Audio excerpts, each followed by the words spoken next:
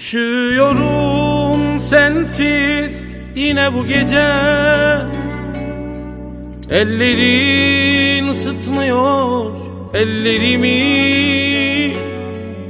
Kalbin kadar sıcak değil buralar. Sensiz bir yarına merhaba. Üşüyorum sensiz yine bu gece. Ellerin ısıtmıyor ellerimi. Kalbin kadar sıcak değil buralar. Sensiz bir yarına merhaba. Son ayrılık bu, bundan sonrası yok. Gözümde hiçbir şeyin değeri yok. Sen olmadıktan sonra yanımda yaşamanın anlamı yok. Son ayrılık bu, bundan sonrası yok. Gözümde hiçbir şeyin değeri yok. Sen olmadıktan sonra yanımda yaşamanın anlamı yok.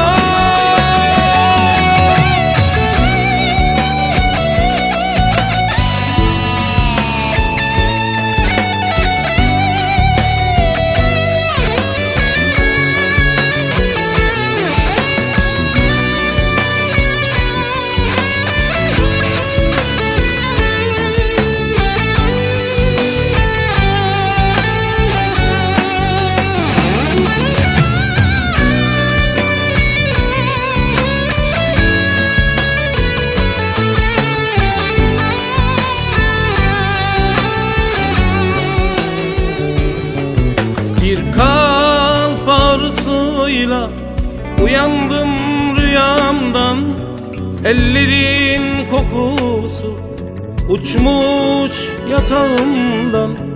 Güneş şimdi kimlere doğuyor? Ben son nefesimi vermişken. Son ayrılık bu, bundan sonrası yok. Gözümde hiçbir şeyin değeri yok. Sen olmadıktan sonra yanımda yaşamanın anlamı yok. Sen olmadıktan sonra yanımda yaşamanın anlamı yok. Sen olmadıktan sonra yanımda yaşamanın anlamı yok. Sen olmadıktan sonra yanımda yaşamanın anlamı yok.